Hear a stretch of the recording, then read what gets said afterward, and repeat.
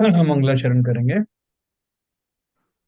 ओम नमः सिद्धेभ्य जय श्री ओम नमः सिद्धेभ्य जय श्री ओम नमः सिद्धेभ्य। मंगलम भगवान वीरो मंगलम गौतमो गणी मंगलम कुंद कुंदाद्यो जैन धर्मोस्तु मंगलम सर्वमंगल मांगल्यम सर्व कल्याण कारकम प्रधानम सर्वधर्माणां जैनम जयतु शासनम जैनम जयतु शासनम जैनम जयतु शासनम नमः समय साराय स्वानुभूत्या चकासते चित स्वभावाय भावाय सर्वभावांतरच्छिदे।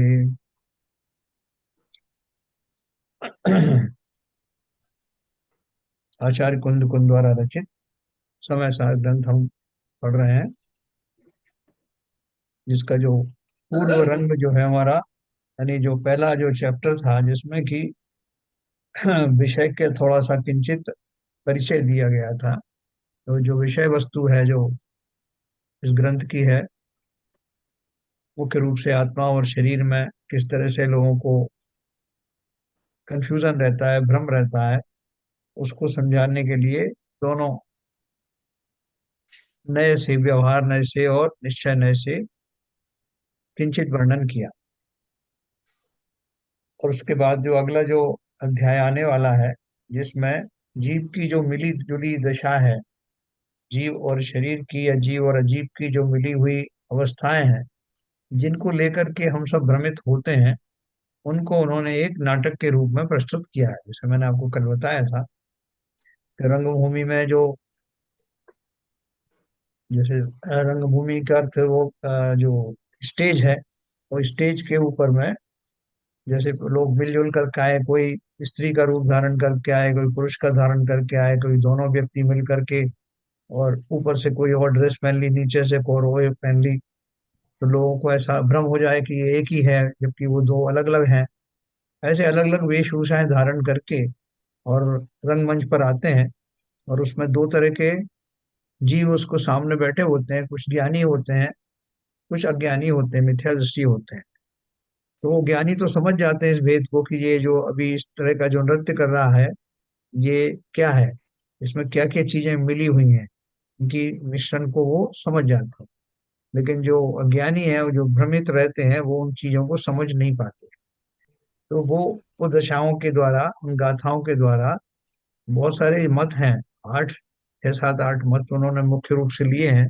उनमें वो जीव की जो स्वरूप है, जीव का स्वरूप जो जिस तरह से मानते हैं, कोई कर्मों से युक्त कर्मों को ही जीव मानते हैं, कोई कर्मों से युक्त शरीर को जीव मानते हैं, कोई जो है वो शरीर को ही जीव मानते हैं। ऐसे 8 प्रकार से मुख्य मुख्य रूप जीवों ने माना, और एक एक जो है उसी दशा को प्रकट करने वाले दृश्य स्वांग लेकर के स्टेज पर आते हैं, जिन्हें ज्ञानी समझ जाते हैं और अज्ञानी समझते नहीं। फिर वो ज्ञानी उनको समझाते हैं धीरे धीरे, तो उस माध्यम से फिर उनको समझ में आता है।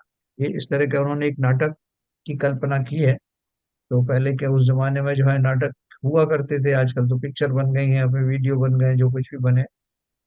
तो वो उस दृश्य को थोड़ा सा समझना और उसका आनंद लेना आप, कि कैसे कैसे लोगों की जो भ्रांतियां हैं, और भ्रांतियां मात्र कल्पना नहीं है, ये कुंद कुंद देव ने कल्पना की नहीं।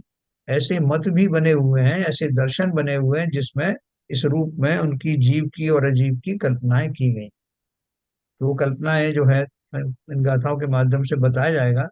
जहाँ बहुत ज्यादा विस्तार होगा टीका में, वहां मैं संक्षिप्त में आपको भावार्थ समझाऊंगा या गाथा का अर्थ समझाऊंगा।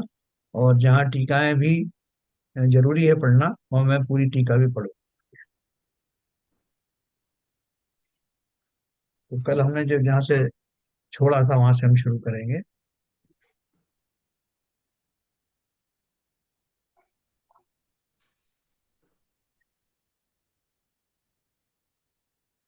है ना, आपने ये पढ़ा था, देखो।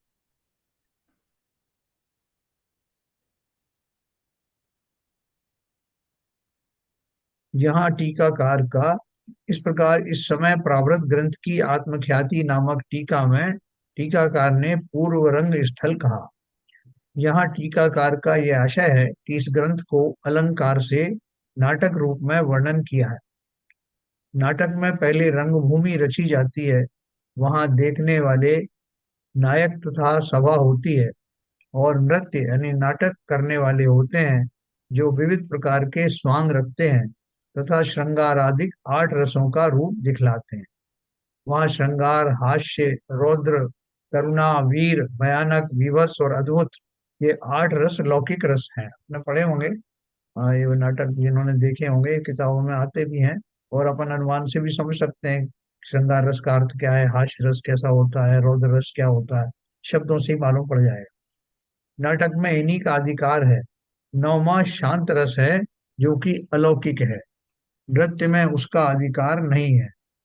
इन रसों के स्थायी भाव, सात्विक भाव, अनुभावी भाव, व्यभिचारी भाव और उनकी दृष्टि आदि का वर्णन रस ग्रंथों में है, वहां से जान लेना। ये मतलब जो भाव भंगिमाएं वहां बना के भी दिखाई जाती हैं कि जब हास्य रस में आदमी प्रवृत्ता है तो उसकी मुखमुद्रा कैसी हो जाती है, जब वो करुणा के भाव आते हैं तो वो कैसे होते हैं, बहुत सारे इनके बारे में डिटेलिंग भी है।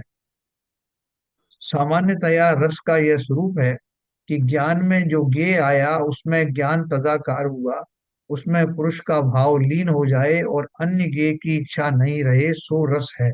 आपने देखा कि जब वो आप पिक्चर वगैरह देखते हैं ना, तो पिक्चर में वो जिस तरह से डायरेक्टर आपको घुमाना चाहता है तो इस तरह हम घूम जाते हैं। जैसे कोई एक बहुत जरा ऐसा दृश्य चल रहा है जिसमें जो है कोई किसी को मार रहा है, पीट रहा है, तो वो दृश्य जो है वो भयानक रस हो सकता है, बीभत्स रस हो सकता है, करुणा रस हो सकता है। फिर बीच में वो एक कुछ इसमें एक हास्य कलाकार डाल देता है, तो आपका वो जो तन्मयता थी जो करुणा रस में बनी बनी हुई थी, वो बदल करके हास्य रूप हो जाती है। तो ऐसा बोल रहे हैं, सामान्यतः रस का स्वरूप ये है कि ज्ञान में जो ज्ञेय आया उसमें ज्ञान तदाकार हुआ, उसमें पुरुष का भाव लीन हो जाए और अन्य ज्ञेय की इच्छा नहीं रहे, सो रस है। जितने काल तक आपको वो दिखाया जा रहा है हम उसी में डूब जाते हैं। उन 8 रसों का रूप नृत्य में नृत्यकार बतलाते हैं। उनका वर्णन करते हुए कवीश्वर जब अन्य रस को अन्य रस के समान कर भी वर्णन करते हैं, तब अन्य रस का अन्य रस अंगभूत होने से तथा अन्य भाव रसों का अंग होने से रसवत आदि अलंकार से उसे नृत्य रूप में वर्णन किया जाता है। कैसे एक रस से दूसरे रस में कन्वर्शन होता है वो सब डिटेल में आपको गाथाओं के माध्यम से बताया। यहाँ पहले रंगभूमि स्थल कहा, वहां देखने वाले तो सम्यक दृष्टि पुरुष हैं और अन्य मिथ्या दृष्टि पुरुषों की सभा है, दोनों ही है। उनको दिखलाते हैं। नृत्य करने वाले जीव अजीव पदार्थ हैं, दोनों का एक पना। जीव अजीव अधिकार आ रहा है ना, तो उसमें वो क्या करेंगे, जीव को और अजीव को दोनों को मिला करके ऐसा पेश किया जाएगा कि आप पहचान नहीं पाओगे कि इसमें से जीव कौन है और अजीव कौन है, और ये वास्तव में अलग अलग हैं या एक ही है। तो दोनों का एक पना, कर्ता कर्म पना आदि उनके स्वांग हैं। उनमें वे परस्पर अनेक रूप होते हैं, 8 रस रूप होकर परिणमन करते हैं, सो वह नृत्य है। वहां सम्यक दृष्टि दर्शक जीव अजीव के भिन्न स्वरूप को जानता है ना, वो तो पहचान लेता है कि इसमें जो है ये मिला हुआ है, मिक्सचर पना है, इसमें वास्तव में जो चैतन्य कौन सा है और कौन सा ऐसे ही है, ऐसा वो सम्यक दृष्टि जान लेता है। वह तो इन सब स्वांगों को कर्मकृत जानकर शांत रस में ही मग्न है। कौन? सम्यक दृष्टि जीव को भेद विज्ञान हो गया, तो भली भांति जानता है कि सारी जो भावभंगिमाएं बनाई जा रही हैं, जो प्रदर्शन किए जा रहे हैं, वो सब नकली हैं, और इसमें से जीव की कौन सी क्रियाएं हैं, कौन सी पुद्गल की क्रियाएं हैं, सम्यक दृष्टि जानता है।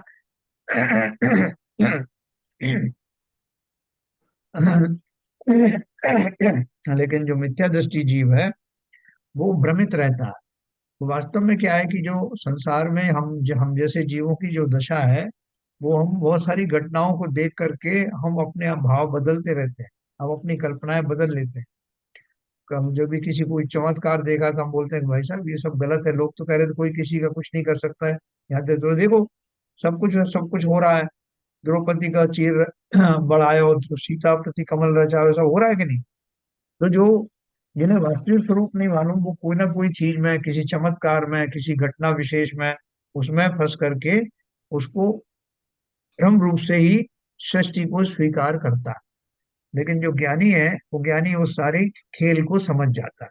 तो ये सारा कुल मिला करके ये समझाने का प्रयत्न किया है कि कौन कैसे कैसे स्वांग लेकर के जीवन में ये शरीर आत्मा मिलकर के आती है, और उन उन दशाओं में जीव भ्रमित हो जाता है, मिथ्या दृष्टि जीव भ्रमित हो जाता है।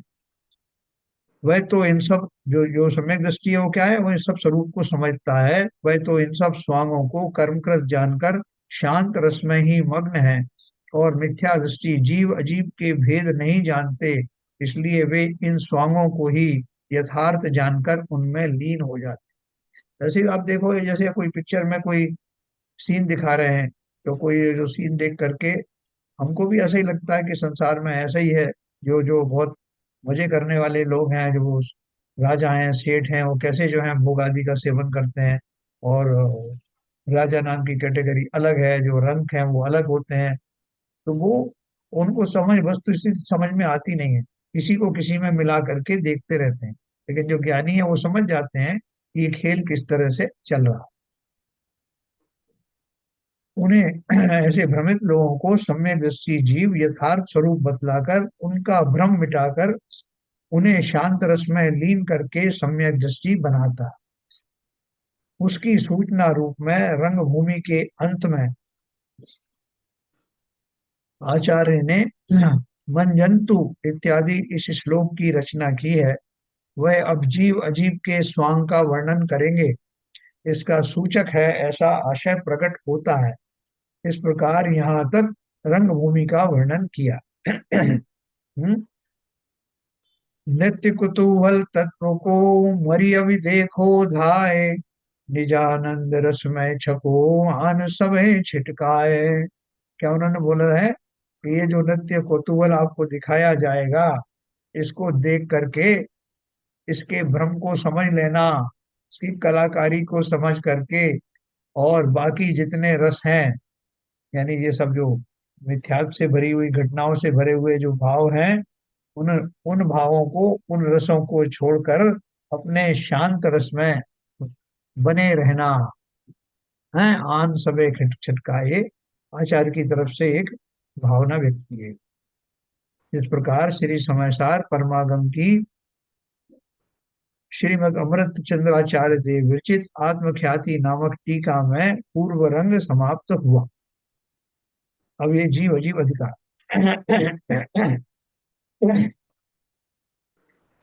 अब जीव अजीव की भूतौ प्रविशति, वो स्टेज पर प्रविष्ट होते हैं। अब जीव द्रव्य और अजीव द्रव्य ये दोनों एक होकर रंगभूमि में प्रवेश करते हैं। जीवा जीव विवेक पुष्कल दशा, पुष्कल दशा प्रत्याय यत पार्षदान आसंसार निबद्ध बंधन विधि ध्वंसा दिशं शुद्धम स्फुटत आत्मा रामनंत धाम मह साध्य शेण नित्योदितम धीरोदात्तमनाकुलं विलसति ज्ञानम मनोहराद यत। इसके आरंभ में मंगल के आशय से आचार्य देव ज्ञान की महिमा करते हैं। जीव अजीव द्रव्य दोनों एक होकर रंगभूमि में प्रवेश करते हैं। इसके आरंभ में मंगल के आशय से आचार्य देव ज्ञान की महिमा करते हैं कि सर्व वस्तुओं का को जानने वाला यह ज्ञान है। वह जीव अजीव के सर्व स्वांगों को भली भांति पहचानता है। सभी स्वांगों को, ऐसा सभी स्वांगों को जानने वाला सम्यक ज्ञान प्रकट होता है। इस अर्थ रूप काव्य कहते हैं। ये जो ऊपर मैंने श्लोक पढ़ा, इसका अर्थ है, श्लोक का अर्थ है, ज्ञान है वह मन को आनंद रूप करता हुआ प्रकट होता है। वह जीव अजीव के स्वांग को देखने वाली महापुरुषों के, जीव अजीव के भेद को देखने वाली अति उज्जवल निर्दोष दृष्टि के द्वारा भिन्न द्रव्य की प्रतीति उत्पन्न कर रहा है ना। जो ज्ञानी है, ज्ञानी का जो ज्ञान है वो उसको समझ रहा है। अनादि निधन अनादि संसार से जिसका बंधन दृढ़ बंधा हुआ है, ऐसे ज्ञानावरणादि कर्मों के नाश से विशुद्ध हुआ है। कौन विशुद्ध हुआ है? ज्ञान स्फुट हुआ है। जैसे फूल की कली खिलती है उसी प्रकार विकास रूप है, और उसका रमण करने का क्रीड़ावन आत्मा ही है। अर्थात उसमें अनंत गेयों के आकार आकर झलकते हैं, तथापि वह अपने स्वरूप में ही रमता है। किसकी बात कर रहे हैं ये? ज्ञान की बात कर रहे हैं कि जो ज्ञान कौन सा है, जो ज्ञान पूरा प्रकट हुआ है, तो वो अवस्था कौन सी है कि ज्ञानावरणादि कर्म जो है यथा योग्य सिमट गए हैं, और ज्ञान प्रकट हुआ है। तो ज्ञान प्रकट होने से अब वो ज्ञान कहाँ जाएगा? क्योंकि ज्ञानी को अपना ज्ञान कहीं ना कहीं उपयोग लगाना है। तो ज्ञानी का ज्ञान कहाँ लगता है? वो आत्म रूपी वन में ही लगता है। आप देखो बहुत सारे जो भले ही सम्यक दृष्टि ना भी हो, लेकिन जिन्हें किंचित विषय आदि से वितृष्णा हो जाती है, और गृहस्थी में रह रहे हैं, उनको सब करके लोग बोले आज अपन पिक्चर चलते हैं, उनका मन नहीं है फिर भी चले गए। और वहां जाकर के बाकी सब उसमें लगे हुए हैं उन्हीं रस में, कोई वहां की अभी जो नायक ने क्या कहा, नायिका ने क्या कहा, नायिका की क्या ड्रेस है, और तो जो बाकी और जीव क्या कर रहे हैं। लेकिन यहाँ जो है वो उस पिक्चर हॉल में बैठा हुआ भी अपने शांत रस में रह सकता है, उन सब से बिल्कुल प्रभावित हुए बिना स्व रस में, स्व आनंद में, अपनी आत्मा रूपी बगिया में खेल कर सकता है। तो वो क्या कह रहे हैं कि ऐसा तथापि वह अपने स्वरूप में ही रमता है, उसका प्रकाश अनंत है, ज्ञान की बात कर रहे हैं।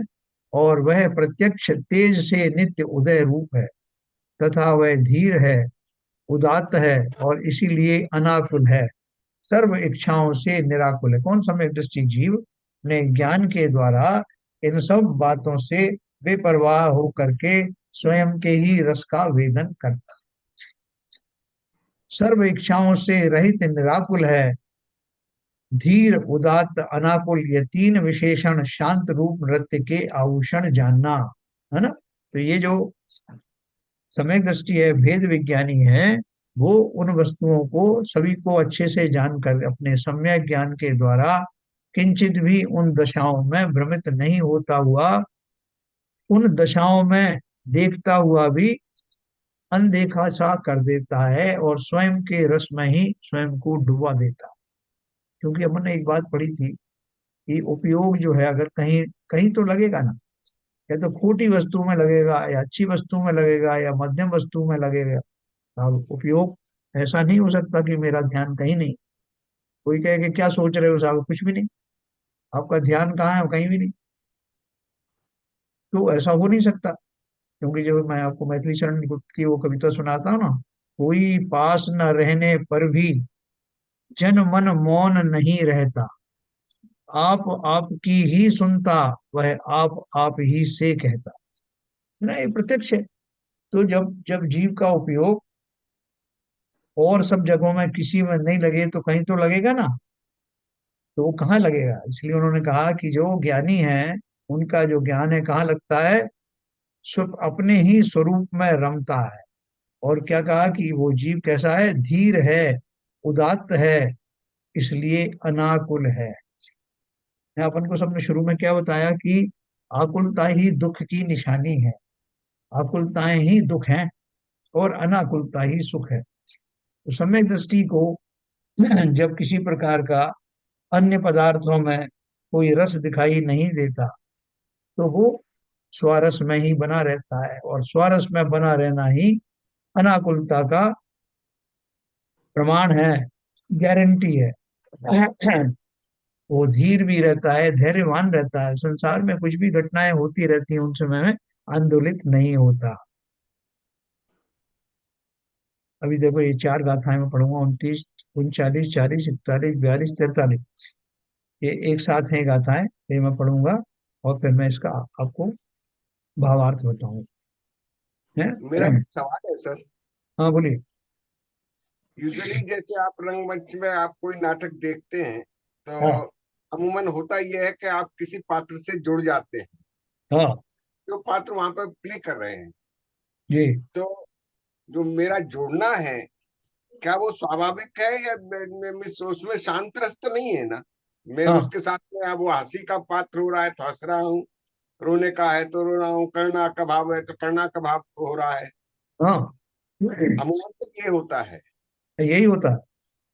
सर यही ऐसा तो। है, यहाँ हाँ जो अभी पिछली बात जो बताया, जी।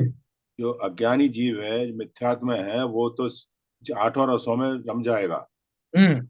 अगर जो ज्ञानी जीव होगा उसको मालूम है कि असलियत क्या है, वो उसमें नहीं रमेगा। ये जो इसकी जो प्रस्तावना की गाथा थी उसमें ये बताया है कि आगे रंगमंच पे इस तरह के दृश्य आएंगे और हाँ, दोनों के जीव होंगे। वो अपने अपने उसमें भाव में जाके रम जाएंगे। जो सम्यक दृष्टि होगा वो उस हिसाब से उसको अलग से देखेगा, और जो मिथ्यात्ववासी होगा वो उसको रंगमंच में जम जाएगा। यही बात बिल्कुल। कही है। आप जो कह रहे हैं हम्म, सही। बिल्कुल सही बात है। अभी देखो, हमने एक नाटक किया था बचपन में, एक फैंसी ड्रेस टाइप का एक किया था। उसमें एक लंबा सा आदमी होता है, उसके ऊपर में एक छोटे कद का एक आदमी उसके कंधे पे बैठ जाता है, और एक लंबा सा एक ओवरकोट पहनते हैं, जिसमें उनका जॉइंट दिखाई नहीं देता कि वो उनके ऊपर बैठा हुआ है। तो नीचे से तो वो लंबे आदमी की टांगे हैं, और ऊपर से वो जो छोटा आदमी है उसका चेहरा है, और लंबे कोट से वो बाकी का ढका हुआ है। तो वो फैंसी ड्रेस में आता है, लोग पहचान नहीं पाते। और ऊपर से श्रृंगार उसका स्त्री का कर देते हैं, तो ये स्त्री है कि पुरुष है कि एक है कि दो है, वो बहुत सारे लोग उसको समझ नहीं पाते। तो वो इसी तरह के दृश्य जो है जीवन में आते हैं संसार। तो जी जो आचार्य हैं, कुंद कुंद देव हैं, वो हमको ये बता रहे हैं कि तरह तरह के स्वांगों के रूप में जीव आते हैं। उन कहते हैं साहब कैसे कैसे विचित्र लोग हैं, कैसे कैसे जीव हैं। एक पिता बन करके कोई कुछ कर रहा है, एक माँ बन करके कुछ कर रहा है, कोई बेटा बेटी बन करके किस तरह का व्यवहार कर रहा है, कोई नौकर स्वामी बन करके कुछ कर रहा है, कभी कोई किसी को प्यार कर रहा है, कभी कोई किसी के साथ लड़ाई कर रहा है। तो ये तरह तरह के जो स्वांग संसार में दिखाई देते हैं, उन्हीं की अनुकृति जो है उन्होंने यहाँ बनाई है। और ये कहने का उनका तात्पर्य है कि इन सब दशाओं में जीव भ्रमित हो जाता है। हम और आप सब भी भ्रमित होते हैं। मंदिर में बैठ करके या स्वाध्याय सुनते समय हमारे भाव कुछ और होते हैं, लेकिन जब जी वही पात्र हमारे जीवन में सजीव होकर आते हैं, तो हमको ये सब हम विस्मृत हो जाता है कि हम जीव और अजीब नाम की कोई चीज है, कर्म कोई चीज है। हमें तो सामने जो दिखता है वही सत्य दिखाई देता है। तो असल यहाँ में उन्होंने ये है। मेरा भ्रम वहीं से आ जाता है कि मैं जो हाँ, सामने देखता हूँ उसी को सत्य मान के चलता हूँ।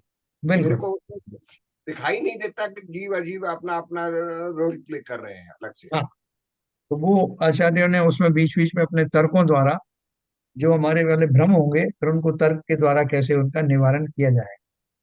कुल जी मिला के बात यह है कि हमको आगाह किया जा रहा है। जैसे हमसे कोई कहे कि भैया तुम आगे जाओगे, तो पहले के जमाने में वो दादी दादी वगैरह कहानी सुनाती थी ना, कि राजकुमार जो है यात्रा पे निकला, तो उसको जो है उसकी माँ ने जो है उसको आदेश दिया कि एक तो पीछे मुड़ के मत देखना, दूसरे दाहिनी दिशा की ओर मत जाना, और इधर से आवाज आएगी तो मत सुनना, उधर से आवाज ऐसी आएगी तो मत सुनना, कोई तुमसे ऐसा कहेगा तो भ्रमित मत होना।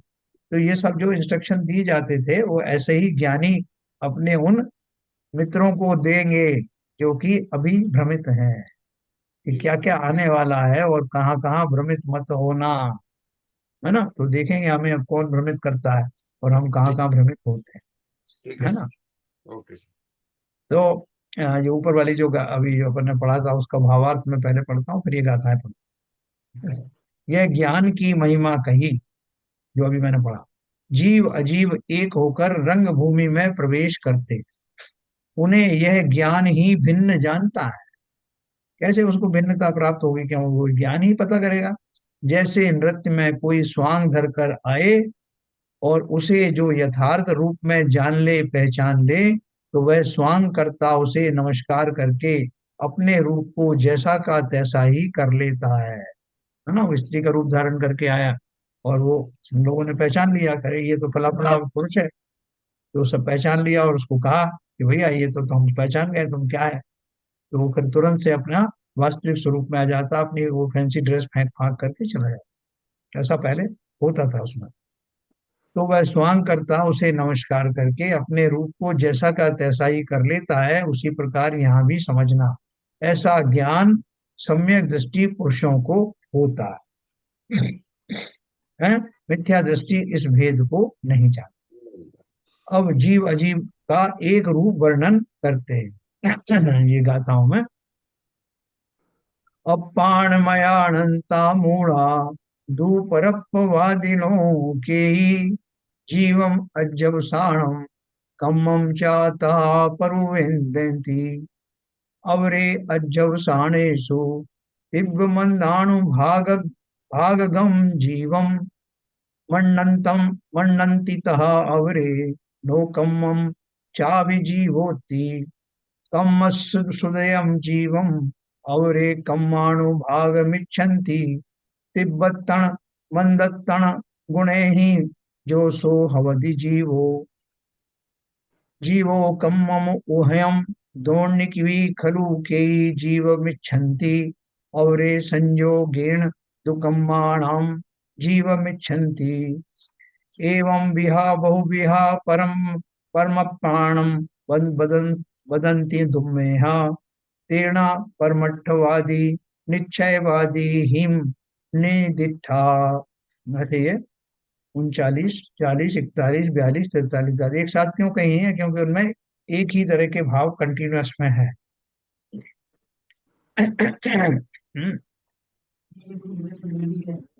हाँ, कनेक्टेड है। ओ मूढ़ आत्म अजान जो पर आत्मवादी जीव है कर्म अध्यवसान ही जीव यों ही वो कथन ही करे।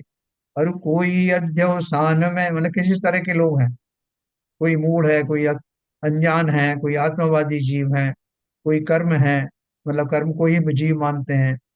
और कोई अध्यवसान में अनुभाग तीक्ष्ण मंद जो उसको ही माने आत्मा और अन्य को नो कर्म को, कोई शरीर को मानता है, को अन्य माने आत्मा बस कर्म के ही उदय को तीव्र मंद गुणों सहित कर्मों ही के अनुभाग को कर्म आत्मा उभय मिलकर जीव की आशा धरें, को कर्म के संयोग से अभिलाष आत्मा ही करें। दुर्बुद्धियों ही और बहुविधि आत्मा पर को कहे, वे सर्व नहीं परमार्थवादी यही निश्चय विद कहें। क्या बोल रहे हैं? कोई क्या क्या कहता है, किस तरह से जीव और आत्मा को मानता है, लेकिन वो सारी चीजें जो निश्चय से जो जीव को जानने वाले हैं वो सब उनको वैसा नहीं कहते जे जैसा कि ये मिथ्या दृष्टि जीव कह रहे हैं। अभी देखो इसकी जो आपको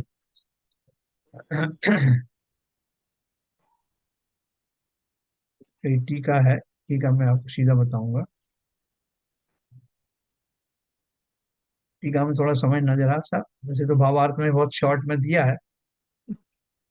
इस जगत में आत्मा का असाधारण लक्षण न जानने के कारण नपुंसकता से अत्यंत विमूढ़ होते हुए परमार्थभूत आत्मा को न जानने वाले बहुत से अज्ञानी जन अनेक प्रकार से पर को भी आत्मा कहते हैं, बकते हैं।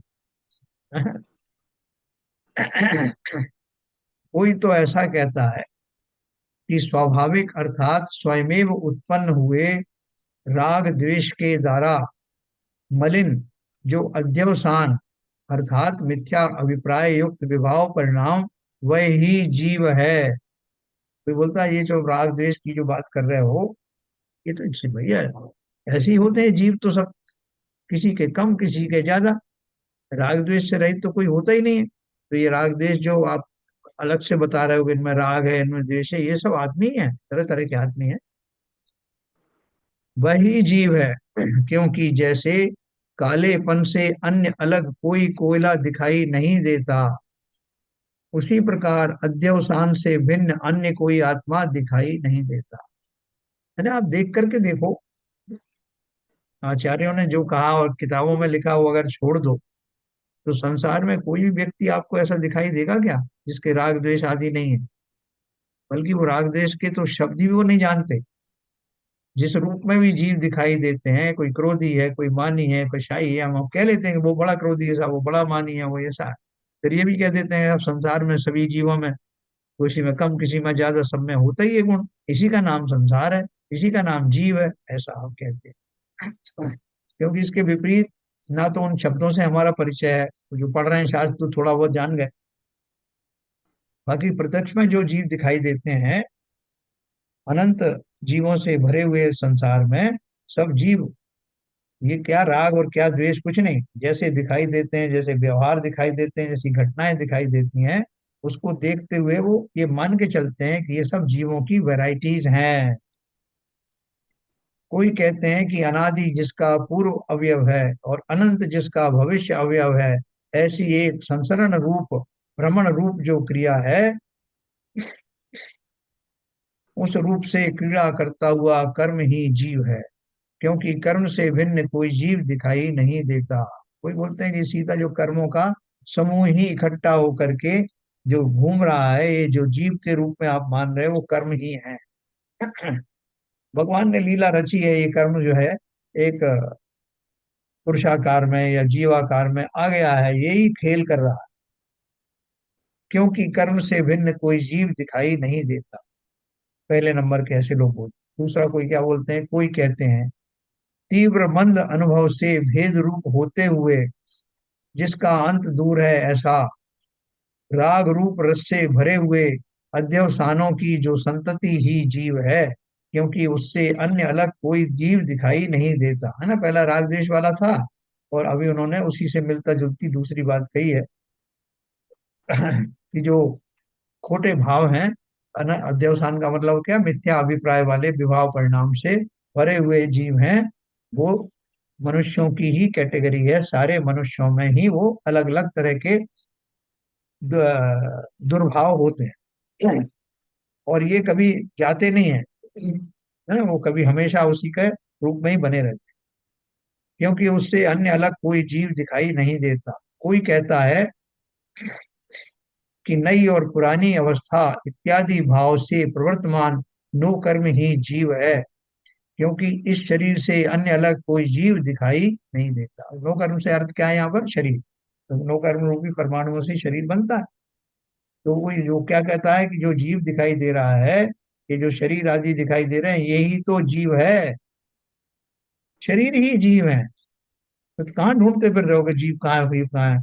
उन्हें बड़ा ताज्जुब होता है कि लोग कहते हैं साहब, जो लोग जो हैं आत्मा को खोज रहे हैं और जीवों को खोज रहे हैं, खोजने की क्या जरूरत, ये सामने जो पुतले घूम रहे हैं, यही तो जीव है।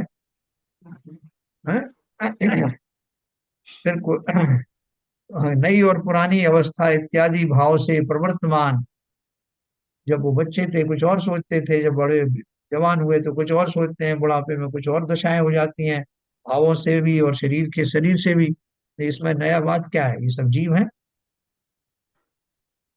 कोई ये कहते हैं कि समस्त लोक को पुण्य पाप रूप से व्याप्त करता हुआ कर्म का विपाक ही जीव है। बोले ये कर्मों का जो आता है ना, इसे पुण्य और पाप कहते हैं, ये उन्हीं के खेल हैं साहब। अभी जीव को देखो, अभी वो रो रहा था, लोग बोलते हैं कि लालू प्रसाद यादव की फोटो दिखाते हैं कि देखो साहब, इतने साल पहले ये कैसा दीनहीन गरीब परिवार में रह रहा था, अभी देखो कितने ठाट बाट में रह रहा है। तो ऐसे उदाहरण दे करके लोग बोलते हैं कि ये जो पुण्य और पाप हैं, यही सजीव होकर के आए हैं, और वही अपना खेल दिखाते रहते हैं। ये सब पुण्य पाप का ही खेल चल रहा है, क्योंकि शुभ अशुभ भाव से अन्य अलग कोई जीव दिखाई नहीं देता। मतलब उन भावों को ही मानो जीवंत होकर के वो शरीर रूप में प्रकट हुए हैं। कोई कहते हैं साता असाता रूप से व्याप्त जो समस्त तीव्र मंदत्व गुणों से भेद रूप होने वाले कर्म का अनुभव ही जीव है। ये कैसे कैसे दुख दिखाते हैं साहब जीवों को, कैसे कैसे किसी पे मार पड़ रही है, किसी को भोजन के लाले पड़ रहे हैं, ये सब साता असाता जो है, ये कर्म ही इस रूप में दिखाई दे रहे हैं। कोई कहते हैं कि श्रीखंड की भांति उभय रूप मिले हुए आत्मा और कर्म दोनों ही मिलकर जीव हैं। कि जीव कैसे बना था, बोले साहब कुछ लोग कहते हैं कि आत्मा होती है, कुछ लोग कहते हैं कि शरीर होता है। हम तो मानते हैं कि दोनों का मिला जुला रूप है ना, वही जीव है। जैसे श्रीखंड की आप कल्पना नहीं कर सकते, कोई बोले कि साहब जो श्रीखंड दही से बना है, दही है कि श्रीखंड में, कोई बोला शक्कर से बना है, लेकिन दोनों मिलके ही बना है ना। तो इसी तरह से हम भी ये मानते हैं कि आत्मा और शरीर कोई अलग अलग नहीं है, इन दोनों का मिक्सचर ही लेकर के जीव बना है। ऐसा वो बहुत सारे ऐसा मानते हैं। कोई कहते हैं कि अर्थ क्रिया में, यानी प्रयोजनभूत क्रिया में समर्थ ऐसा जो कर्म का संयोग वह ही जीव है, क्योंकि जैसे 8 लकड़ियों के संयोग से भिन्न अलग कोई पलंग दिखाई नहीं देता। पलंग पहले बनते थे ना, तो 8 लकड़ियां बनती थी ना, 4 तो पाए उनके, और 2 लंबी लंबी लकड़ियां और 2 ऐसी शॉर्ट लकड़ियां, है ना, इन्हें पाटियां कहते थे। तो ऐसे 8 लकड़ियों से पलंग बनता था। तो ऐसे हमारे 8 कर्मों से मिल करके जीव बना है।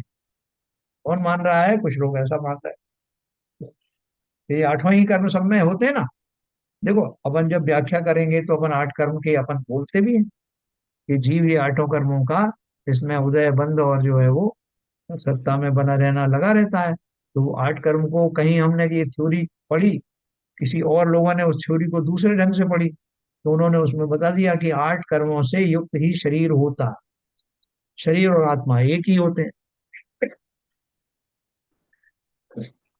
तो ये जो ब्रह्म की स्थिति है, जो बेसिक थ्योरी है, उस बेसिक थ्योरी में बहुत सारे अपभ्रंश होते होते, मिलावट होते होते जीवों में इस तरह की भ्रांतियां आ जाती। जैसे उन्होंने कहा कि साहब वो, हमने कहीं पढ़ा है कि वो रामचंद्र आदि तो ठीक है सूर्यवंश में थे, लेकिन जो लंका में रहने वाले जीव जो है वो राक्षस वंश के थे।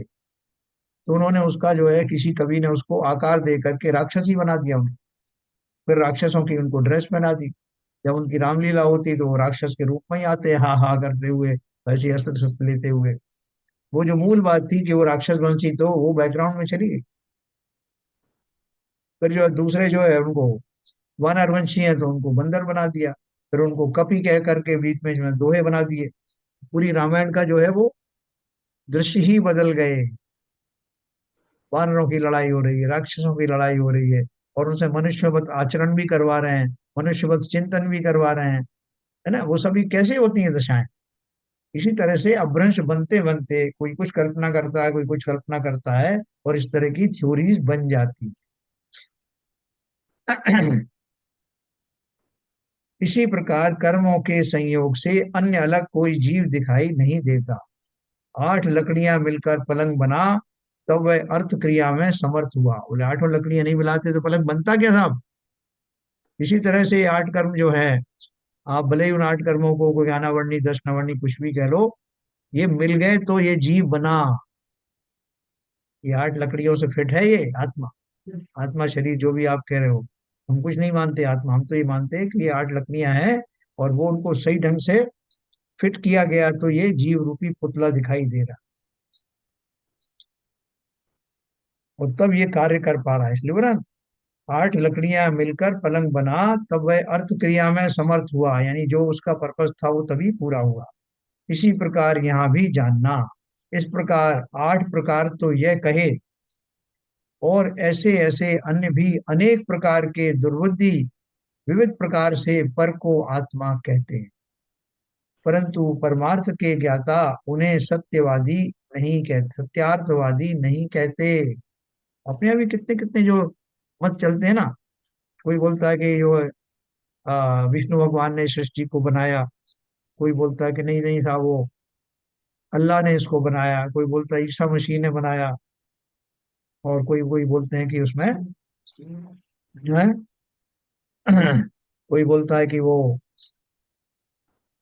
किसी ने नहीं बनाया, हम पहले बंदर थे, और एक सूरज का एक बड़ा गोला जो है नीचे गिरा जमीन पर, और धीरे धीरे ठंडा होता हुआ उससे पृथ्वी बन गई, है ना, जो साइंस में सिखाते हैं ना। तो जो यंग बच्चे होते हैं वो हंसी चल सोचने लगते हैं कि कितना बड़ा टुकड़ा गिरा होगा। अब देखना उनका डायरेक्शन कैसा चेंज हुआ, क्योंकि पहले वाले ने बोल दिया कि long long ago, so long ago, nobody knows how long ago, बहुत पहले ऐसा हुआ, सूरज का एक टुकड़ा गिरा। क्यों गिरा? उसके पहले कुछ नहीं गिरा था। हाँ, उसके पहले कुछ नहीं था। धीरे धीरे करके वो ठंडा हुआ, फिर उसमें जीवों की उत्पत्ति शुरू हुई। वो जीव कौन थे? किसने उन्हें बनाया? तो देखो, अनजाने में वो कहते नहीं बनाया किसी ने नहीं, अपने आप ही ये घटना घटित हुई। ये साइंस वाले बोल रहे हैं। तो ऐसे सब चीजों को मिला करके जिसके मन में जो थ्योरी बनी वो थ्योरी उन्होंने बना ली। तो वो ये कुंदकुंदाचार्य ने उन थ्योरी में से कुछ थ्योरी सिलेक्ट करके हमारे सामने पेश की कि देखो वास्तविक स्वरूप तो क्या है, जो हम आपको ये जगह जगह बताते जाएंगे। लेकिन लोगों के भ्रम कैसे कैसे हैं, लोग किस तरह से जीव और अजीब की कल्पनाएं करते हैं, है ना। देखो वहां भी जो जब अपन साइंस की बात करते हैं, साइंस किसी को मानता ही नहीं कि कोई भगवान था। तो वो अपनी थ्योरी बताते हैं, ऐसा इवॉल्व हुआ और ऐसा बना, फिर धीरे धीरे करके वो जीव उत्पन्न हुए, फिर वनस्पति उत्पन्न हुई, फिर ये हुआ। किसने किया वो नहीं बोलते, और उसके पहले क्या था ये भी नहीं बोलते। वो कहते बहुत पहले, कितना पहले ये नहीं पता। तो ये सब जो इतनी सारी जो थ्योरी हैं, क्योंकि क्या है, जीव का ये स्वभाव है जिज्ञासा होने। तो वो पूछता है कि हम सब कहाँ से आए, क्यों आए। तो बहुत से तो उनको समझा देते हैं कि देखो ज्यादा चक्कर मत पड़ो, इसमें दिमाग खराब हो जाता है सोचने में कि हम कहाँ से आए, कब आए और कहाँ जाएंगे, और ये संसार कब से है। खाओ पियो मौज करो और चले जाओ, यही संसार है, इसी में भेजा है तुमको, भगवान ने भेजा है तुमको। ये सब करके आओ, चाय पी के आओ, कॉफी पी के आओ, नहीं तो भगवान पूछेगा इसका स्वाद तुमने देखा क्या, फिर क्या बताओ। ऐसे हम तरह तरह की थ्योरी बना करके, और बहुत सारे लोग तो चिंतन को ही रोक देते हैं कि चिंतन करने का कोई लाभ नहीं, कोई अपने भ्रम में उन चिंतनों में ही पड़े रहते। भावार्थ है, जीव अजीव दोनों अनादि काल से, देखो अभी इस भावार्थ में आपको क्लियर हो जाएगा। जीव अजीव दोनों अनादि काल से एक क्षेत्रावगाह संयोग रूप मिले हुए हैं। एक क्षेत्रावगाह माने एक ही क्षेत्र में रह रहे हैं, जैसे पानी और दूध, ऐसे जीव और शरीर। और अनादि काल से ही पुद्गल के संयोग से जीव की अनेक विकार सहित अवस्थाएं हो रही हैं।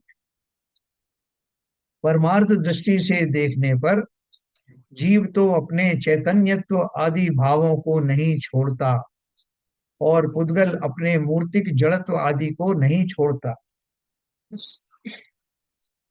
परंतु जो परमार्थ को नहीं जानते, वे संयोग से हुए भावों को ही जीव कहते हैं। हाँ? क्योंकि उद्गल उद्गल से भिन्न परमार्थ से जीव का स्वरूप सर्वज्ञ को दिखाई देता है, तथा सर्वज्ञ की परंपरा के आगम से जाना जा सकता है। इसलिए जिनके मत में सर्वज्ञ नहीं है, वे अपनी बुद्धि से अनेक कल्पनाएं करके कहते हैं। उनमें से वेदांती, मीमांसा, ये मतों का नाम है जो अपन ने मोक्ष मार्ग प्रकाशक में पढ़े थे। वेदांती, मीमांसक, सांख्य, योग, बौद्ध, नैयायिक, वैशेषक, चार्वाक आदि मतों के आशय लेकर 8 प्रकार तो प्रकट कहे हैं, तो 8 तरह की जो बात बताई थी ना। और अन्य भी अपनी बुद्धि से अनेक कल्पनाएं करके अनेक प्रकार से कहते हैं, सो उन्हें कहाँ तक कहा जाए। हैं? उन्हें विचारों को पता ही नहीं, जिन्हें मालूम है कि वो, देखो अपन प्रत्यक्ष संसार में भी देखते हैं कि कोई चूरन बनाते हैं ना, तो चूरन बनाते हैं तो वो चूरन में उन सब उसके जो कॉन्स्टिट्यूएंट हैं उन सब का गुण विद्यमान रहते हैं। तो साहब इसमें थोड़ी सौंफ मिला देना, उसमें थोड़ी सौंठ डाल देना, उसमें ये कर देना, बन के एक चूरन बन गया। जिसने वो चूरन को बनते हुए नहीं देखा वो तो ये जानता है कि कोई एक ऐसा तत्व है सामूहिक रूप से जो ये फायदा करता है, लेकिन उसके कॉन्स्टिट्यूएंट्स क्या है वो जिसने बनाया वो जानता है, या जिसने बनते हुए देखा वो जानता है। तो ठीक इसी प्रकार से आत्मा और शरीर की मिलीजुली दशा को देख करके जीव ये कल्पनाएं साधारण तौर पर नहीं कर पाते कि अलग अलग द्रव्यों का समूह है। न केवल शरीर बहुत सारे पुद्गल परमाणुओं का स्कंद है, बल्कि वो संपूर्ण स्कंद आत्मद्रव्य के साथ एक ही क्षेत्र में रहता हुआ ऐसा भ्रम दे रहा है, मानो ये दोनों एक ही वस्तु है ना। तो ये हमारा तो ये सौभाग्य कहिए कि हमको इस तरह का जो है सुनने को पढ़ने को मिला। हमने इस न केवल मनुष्य पर्याय में जन्म लिया, बल्कि ऐसा उच्च कुल आदि प्राप्त किया जिन वाणी का हमें सानिध्य मिला। इस सौभाग्य के कारण हमें ये शब्द और इस तरह की भाषा और ये क्लैरिटी आई है। बाकी कितने जीव ऐसे हैं अनंत, हमको ताज्जुब होता है कि ये सब किसके लिए बताए, हम तो ये सब जानते हैं। भैया हम तो वो थोड़े से मुट्ठी भर लोग हैं, लेकिन जिनके लिए बताया गया अनंत जीव अनादि काल से भ्रमित हो रहे हैं 14 राजू तंग नव लोक पुरुष संठान तामे जीव अनादित हैं परमत हैं बिन ज्ञान। उन सबको ये बताया गया। ऐसा कहने वाले सत्यार्थवादी क्यों नहीं है, सो कहते हैं। बोल रहे हैं कि ये सब जो बात जो कर रहे हैं लोग, वो लॉजिक से समझिए कि वो सत्य बात बोलने वाले नहीं है। तो क्या लॉजिक है? उद्गल द्रव परिणाम से उपजे हुए सब भाव ये सब केवली जिन भाषिया किस जीव रीति कहो उन्हें। 44 नंबर की गाथा है। हाँ, मैं बस ये गाथा पढ़ूंगा और आपको आगे बताएंगे आज। हे दे सव्वे भावा उगल दव्व परिणामणि फला केवल जिने ही भणिया कहते जीवोति वृक्षन्ति। एते सर्वे भावाः उद्गल द्रव्य परिणाम निष्पन्नाः केवली जनेर्भणिताः कथम ते जीव इत्युच्यन्ते। क्या बोल रहे हैं? ये गाथा 44 नंबर की आई है। ऊपर की जो सारी गाथा थी, 5 गाथा, उन सब का मर्म आपको समझा दिया कि उनके माध्यम से उन्होंने बताया कि मुख्य रूप से जो 8 मत कहे हैं, उनमें उन मतों के पालन करने वाले जीव जीव और अजीव को किस तरह से देखते हैं, कर्मों के समूह को और जीव को पुद्गल को देख करके किस तरह की कल्पना करते हैं, ये ऊपर की गाथा में बताया। फिर ये जो 44 नंबर की गाथा है, इसमें क्या बोल रहे हैं? यह पूर्व कथित अध्यवसान आदि भाव हैं, वे सभी पुद्गल द्रव्य के परिणाम से उत्पन्न हुए हैं। इस प्रकार केवली सर्वज्ञ जिनेन्द्र देव ने कहा है, उन्हें जीव ऐसा कैसे कहा जा सकता। ये बोल रहे हैं कि ये जो जो जीवों की जो कल्पनाएं चल रही हैं, वो कल्पनाएं इस कारण से ऐसी चल रही हैं कि बेचारे मिथ्यात्व नाम के कर्म से ग्रसित हैं। और उस पुद्गल, वो पुद्गल ही है ना, तो उन पुद्गल द्रव्य के परिणाम से उनके भाव ऐसे बन रहे हैं। अपन कहते हैं क्या करें भैया, इनकी तो मति भ्रष्ट हो गई। मति भ्रष्ट हो गई मतलब मिथ्यात्व रूपी कर्म से ग्रसित हैं, इसके कारण उनको सच्चा स्वरूप दिखाई देता नहीं। तो इसलिए वो कह रहे हैं कि ये जो कुछ भी कह रहे हैं, हमें तो इनकी बुद्धि पर तरस आता है, करुणा आती है। इन्हें वो नहीं दिखाई देता जो वास्तव में है। तो केवली सर्वज्ञ देव ने कहा है, उन्हें जीव ऐसा कैसे कहा जा सकता है, किन्हें? जो इन्होंने कल्पनाएं की हैं। हैं? ये जो अपन ने जो 4 गाथा पढ़ी ना, 4 गाथा का जो उन्होंने और एक टीका लिखी है, ये मैं आपको कल सुना दूंगा कि इसी में यही सब रिपीट हुआ है जो उन्होंने माना है, उसको टीका में कहा। और उन्होंने उसका खंडन किया, एक एक का खंडन किया है कि मैं आपको कल विस्तार से बताऊंगा इसको, कि वो उनकी जो कल्पनाएं क्यों गलत हैं, उनमें उन्होंने जो माना है उसका निराकरण उन्होंने किया। अच्छा, तो इससे हमको कुछ लाभ होगा क्या, अगर हम ये जान लें कि वो क्यों गलत है? हैं? कुछ फायदा होगा क्या आपका? अनम्यूट करिए, अनम्यूट। तो इन सभी में पोलिटिकल की प्रधानता मानते हुए कहा है ना, हाँ इन सभी कथाओं में जी। पोलिटिकल पोलिटिकल की प्रधानता रखते हुए जीव का विवरण किया गया है। हाँ, तो इसीलिए ये सत्यार्थ नहीं है। ये तो अपन को मालूम है, अपन ने पढ़ लिया इसलिए। और क्या, बिना पढ़े थोड़ी है, हम कोई पंडित थोड़ा ही है। हाँ, आपने बताया है तभी तो बोल रहे हैं। बस अपन तो देखा देखी, जैसे हम किसी बच्चे को उसकी माँ ने ट्रेनिंग दे दी तो वो समझ गया। अब वो उसको बाकी बच्चे ऐसा क्यों कर रहे हैं, उसको बड़ा ताज्जुब होता कि उनकी माँ ने बताया नहीं उसको। तो हमको जो है हमारी जिनवाणी माता ने बता दिया, अब हमें ताज्जुब होता है। जिस तरह से जिन्होंने रात्रि भोजन का त्याग कर दिया, वो अब जो रात्रि में खाते हुए जीवों को देखते हैं तो उन्हें अटपटा लगता है, ये कैसे खा रहे हैं रात में, खटाखट खटाखट खटाखट। वो बिल्कुल भूल भी जाते हैं कि कभी मैं भी ऐसे ही करता सही बात कह रहे हो, था। बिल्कुल सही कह रहे हो, 100%। ताज्जुब होता है भाई साहब। सच होता है, ये कैसे लगे हुए, इनको इतना होश नहीं। वो बड़े फक्र से बताते हैं, बोले साहब आप खाना वाना कितने बजे, साहब अपन आराम से खाते हैं 10 बजे के बाद, और कभी कभी जब ज्यादा भूख लग जाती तो 12 बजे भी छोड़ते नहीं। तो उनको बड़ा ताज्जुब होता है कि क्या कह रहा है ये, कैसे खा लेता है। तो भैया लोग हमको कहेंगे आप भूल गए अपनी स्थिति, हम भी ऐसे ही करते थे। भाई यार याद मत दिलाओ, देखो याद दिलाने से याद आया कि हम भी ऐसे ही करते।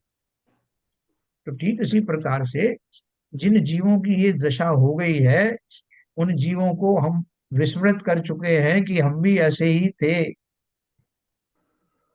भले ही पूरी तरह से हम वैसे अभी नहीं है, लेकिन अभी भी कुछ ट्रेसेस तो बाकी हैं। तो अभी उन्होंने तर्क के द्वारा, जैसे हम हमारे सामने कोई कहे कि साहब ये जो शरीर है यही जीव है, तो हम उसको बहुत दुनिया भर के जो है वो एक शब्द में कहते हैं कि नहीं नहीं भैया, ये तुम गलत सोच रहे हो, जीव अलग है और आत्मा अलग है, शरीर अलग है। तो ये कह करके हम चले जाएंगे, लेकिन वो संतुष्ट नहीं होगा। तो वो संतुष्ट नहीं होगा तो हम किसी ज्ञानी के पास ले जाएंगे, भैया जरा इनको समझा देना साहब कि ये ऐसा मान रहे हैं। तो अब हम उनके पास क्यों ले गए कि वो तर्क के द्वारा, उन तर्कों के द्वारा उसका ये भ्रम दूर करे। तो वो तर्क क्या है, वो तर्क हमें भी मालूम हो, तो न केवल हम भी दूसरों को समझा पाए बल्कि स्वयं को समझने में भी उसकी बहुत मदद मिले। कि हम भी पूरी तरह से समझे कहाँ है अभी, अभी तो कोई शब्द समझे हैं।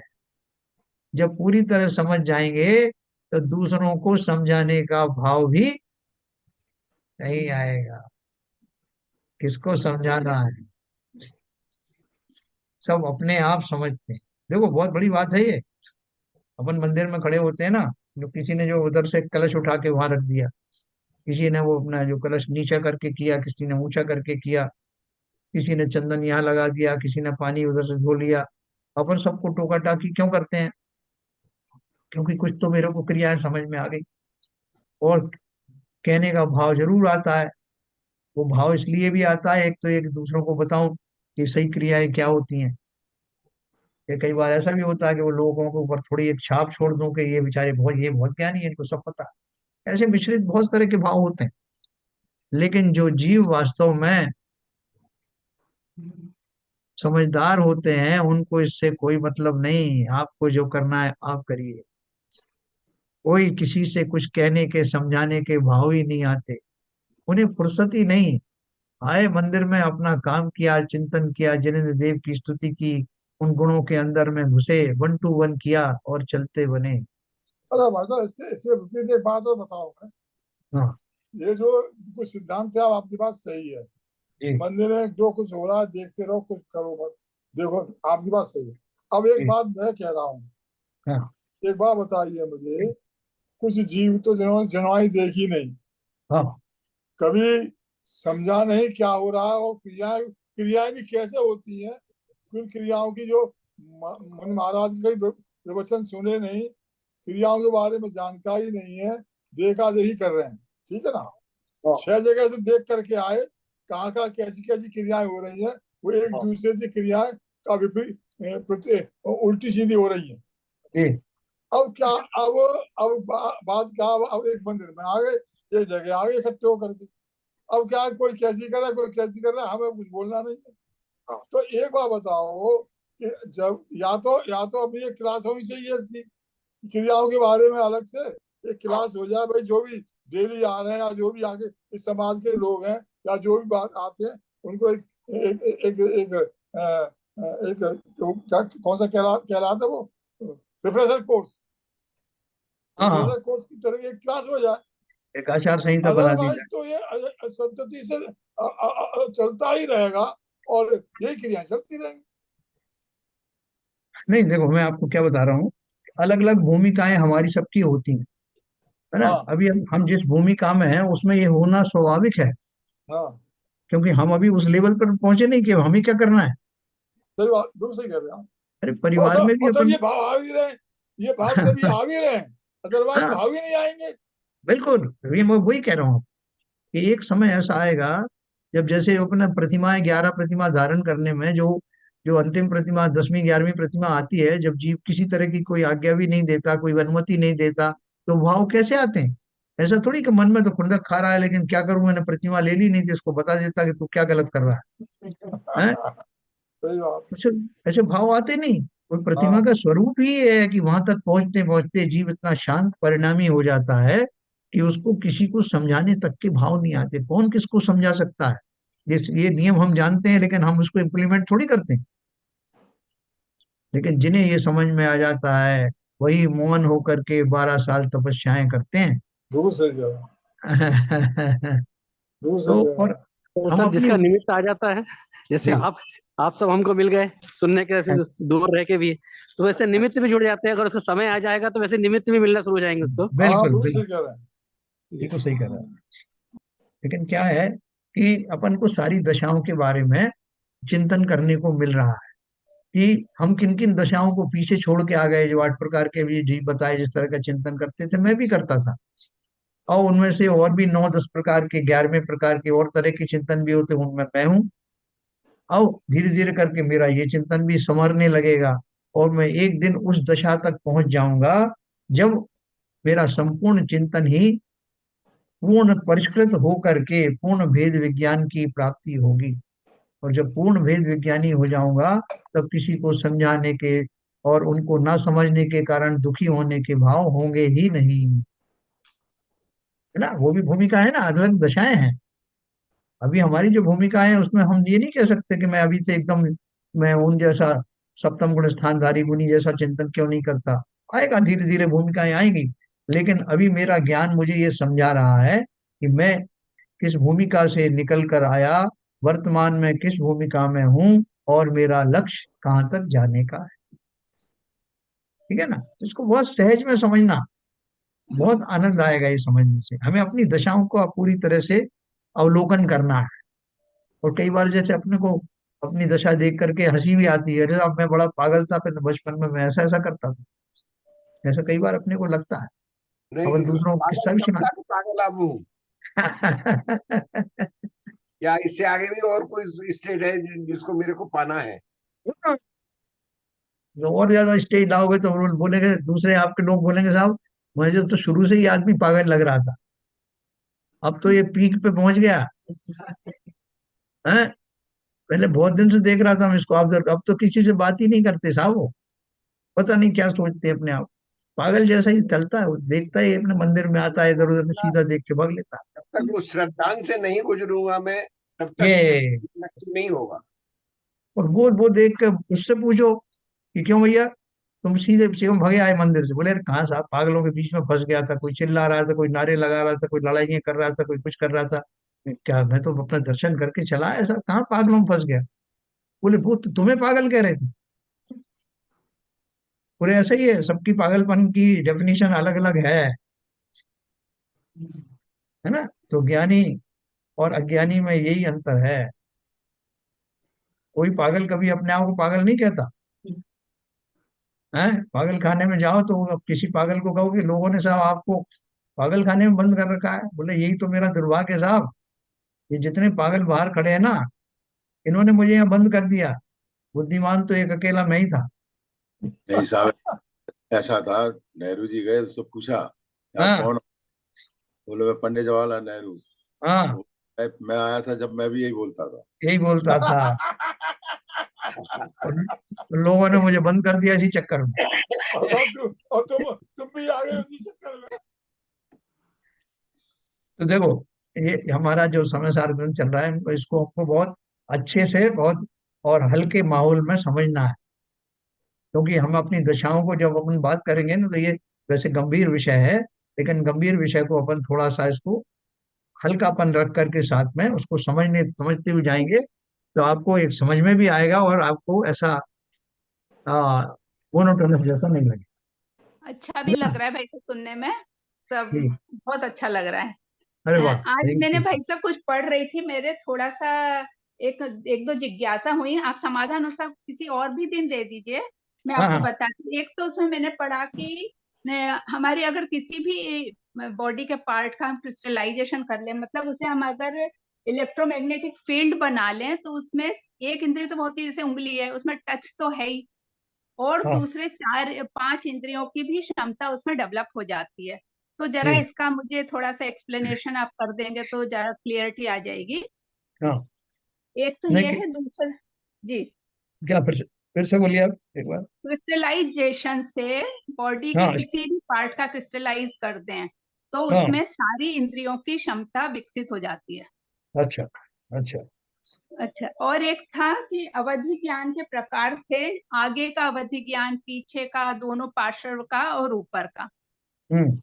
ये अवधि ज्ञान के प्रकार, ये जरा हाँ थोड़ा सा एक्सप्लेनेशन चाहिए। हाँ और हाँ। एक उसमें बताया था अनकॉन्शियस माइंड को कार्बन शरीर, सबकॉन्शियस माइंड को तेजस शरीर, और कॉन्शियस माइंड को उदारिक शरीर। ओके। ये जरा कहाँ 3 पर जिज्ञासा थी, मैंने कहाँ एक बुक पढ़ा? में पढ़ा, एक बुक में पढ़ा मैंने। नहीं, तो कौन की लिखी हुई बुक थी वो? ये वाली, इसमें एक मुनि धर्मेश है, उनकी लिखी हुई है। अच्छा अच्छा अच्छा अच्छा अच्छा। तो हाँ जरा सा मेरे को थोड़ा सा डिटेल में या थोड़ा सा हाँ। एक्सप्लेनेशन नहीं हाँ, मिलेगा। पूरा जी, मिलेगा आपको, कल मैं आपको वो विस्तार से बता दूंगा। हाँ हाँ। तो सबके लिए वो फायदेमंद रहेगा। हम्म तो आराम से, कोई दिक्कत नहीं है इसमें, अपन समझाएंगे सब। हम्म। ठीक है ना? कल आप बस याद दिला दीजिए बीच में, नहीं तो वो क्या, आप गाथाएं शुरू हो जाती ना हाँ, तो।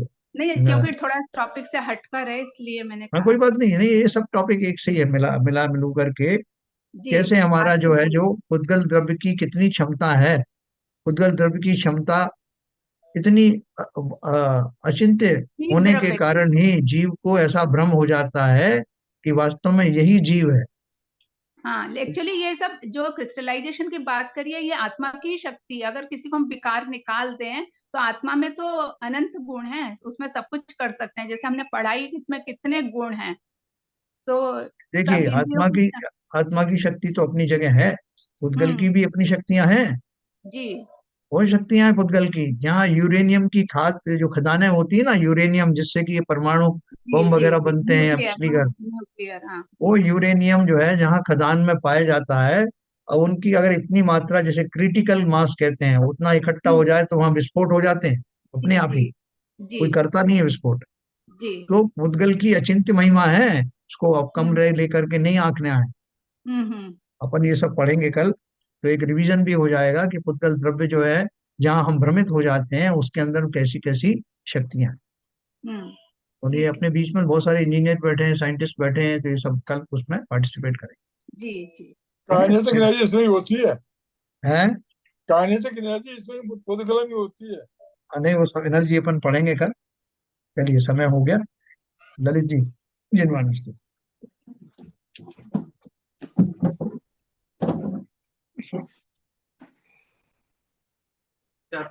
नाश वे को ज्ञान के प्रकाश वे को अपर भास वे को भानु सी बखानी है।